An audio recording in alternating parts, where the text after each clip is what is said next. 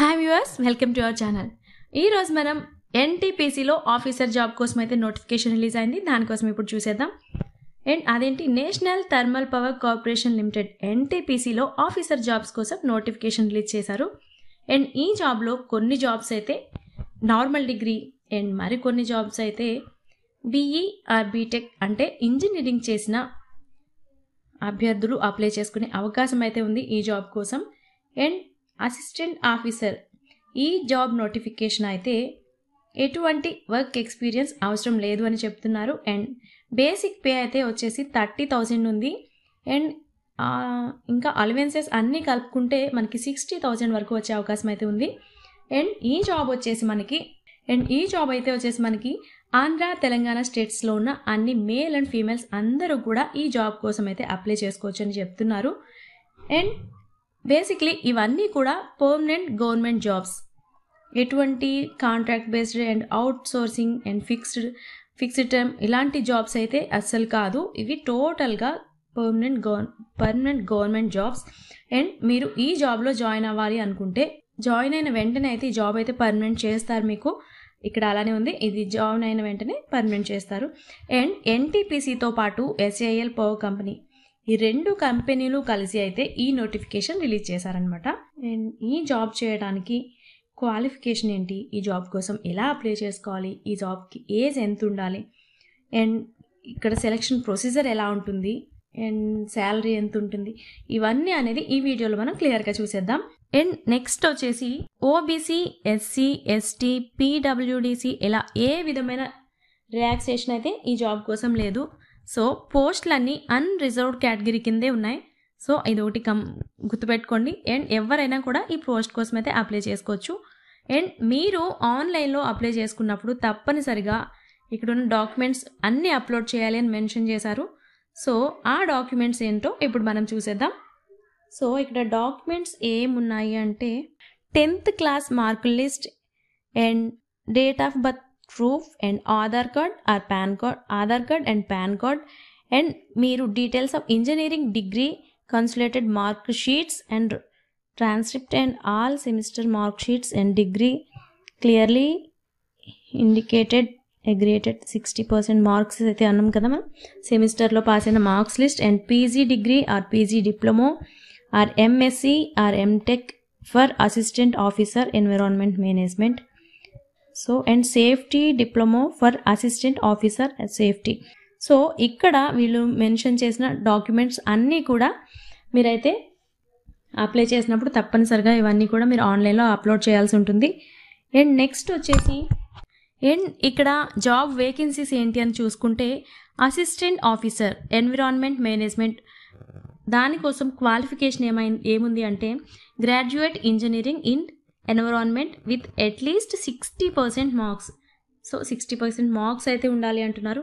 And next graduate with at least 60% marks with full time PG degree and PG diploma and MSc MTech in environment engineering or environment science and environment management with at least 60% marks అయితే మీకు ఇక్కడ apply చేసిన వాళ్ళకైతే 60% marks అయితే రావాలి అని చెప్తున్నారు. And ఇక్కడ దీనికి వచ్చేసి ఏజ్ లిమిట్ వచ్చేసి 30 years ఏజ్ లిమిట్ అయితే ఉంది. ఇక్కడ వేకెన్సీస్ వచ్చేసి 3 వేకెన్సీస్ అయితే ఉన్నాయి మీకు. అండ్ ఇక్కడ ఇంకొకటి ఏంటి అంటే ఏ విధమైన ఏజ్ రిలాక్సేషన్ అయితే దీనికోసం అయితే లేదు.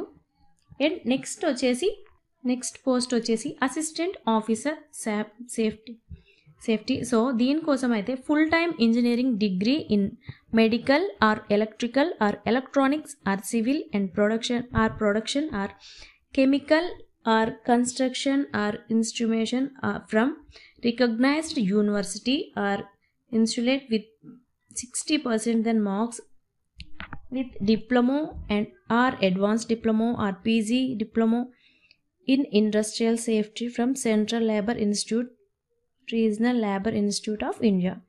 సో ఇక్కడ అయితే కూడా మీరు ఈ క్వాలిఫికేషన్ చేసిన వాళ్ళు అయితే మాత్రం అయితే అప్లై చేసుకోవచ్చు అని చెప్తున్నారు. అండ్ ఏజ్ లిమిట్ వచ్చేసి 45 years ఉంది. అండ్ వేకెన్సీస్ వచ్చేసి 2 వేకెన్సీస్ ఉన్నాయి. అండ్ ఈ నోటిఫికేషన్ అనేది 2 కంపెనీస్కి సంబంధించింది అని చెప్పుకున్నాం కదా, అవి ఒకటి ఎన్టీపీసీ అండ్ ఎస్ఏఐఎల్. అండ్ రెండవది ఎస్ఏఐఎల్. ఈ 2 కంపెనీల జాయింట్ వెంచర్ కలిసి NTPC SAIL power company limited అనేది కొత్తగా అయితే ఏర్పాటు చేశారంట. సో మనం దీనినే ఎన్ఎస్పిసిఎల్ అని పిలుచుకుంటున్నాం కదా. సో ఈ కంపెనీలో మీరైతే జాబ్ చేయాల్సి ఉంటుంది. అండ్ మీరు జాబ్ చేసే కంపెనీ ఏంటంటే ఎన్ఎస్పిసిఎల్.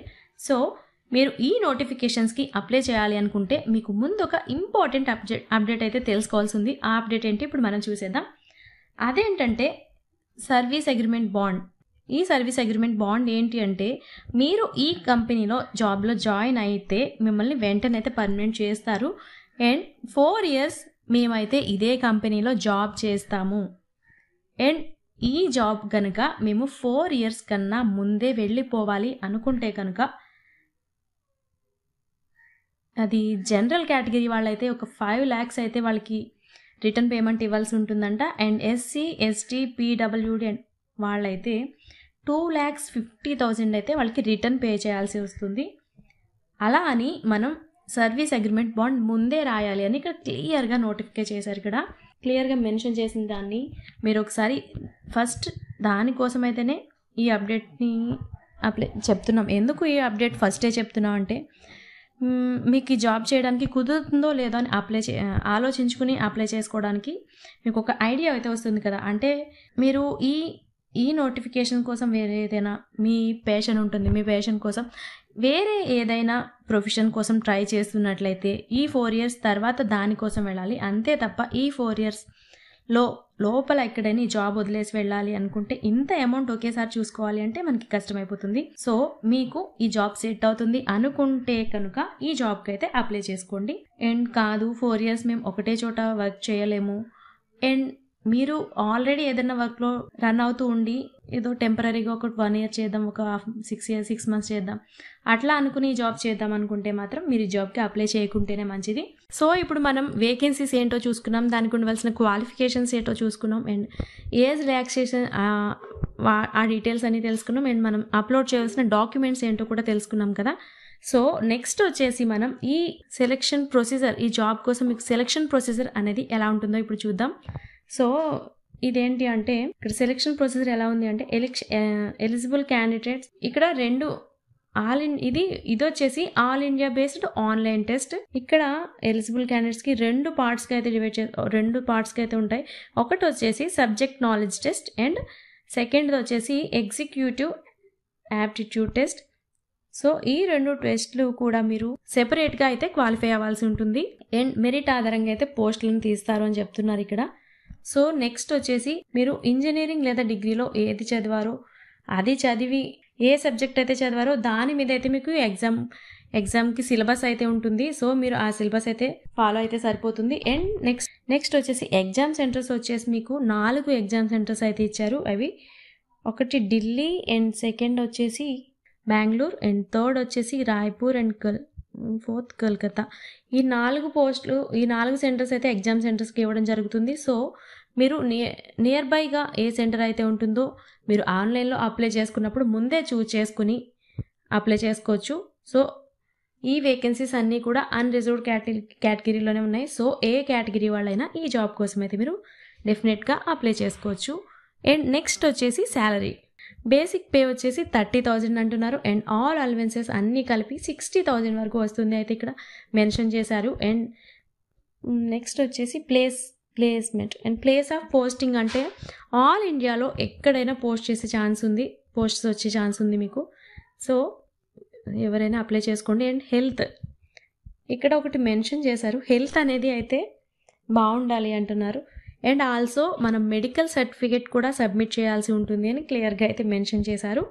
సో నెక్స్ట్ వచ్చేసి అప్లికేషన్ ఫీజు వచ్చేసి 300 అయితే పే చేయాలని ఉంది. And SC ST PWBD ex service men and ఫీమేల్స్కి అయితే ఎటువంటి ఫీజు లేదు, వాళ్ళందరికీ ఫ్రీ. సో మిగిలిన వాళ్ళైతే 300 అయితే అప్లికేషన్ ఫీజు పే చేయాల్సి ఉంటుంది. అండ్ మీరు అప్లై చేసుకోవాల్సిన డేట్స్ వచ్చేసి 21/4/2025 అంటే నిన్న నుండి స్టార్ట్ అయింది ఇది అప్లికేషన్ తీసుకోవడం. అండ్ లాస్ట్ డేట్ వచ్చేసి మే 5th లోపు మీరైతే అప్లై చేసుకోవాల్సి ఉంటుంది. సో ఓకే ఫ్రెండ్స్, మీరు ఈ నోటిఫికేషన్లో ఉన్న అన్నీ క్లియర్గా చూసుకున్న తర్వాత మేము ఈ జాబ్కి ఓకే మేము చేయగలము, ఒక 4 years అక్కడే ఉండి చేయగలము అనుకున్న వాళ్ళైతే మాత్రం కంపల్సరీ ఇది ఒక మంచి ఆపర్చునిటీ, యూజ్ చేసుకోండి. అండ్ ఇలాంటి మంచి మంచి జాబ్ అప్డేట్స్ కోసం అయితే మన ఛానల్ని సబ్స్క్రైబ్ చేసుకోండి. Thanks for watching.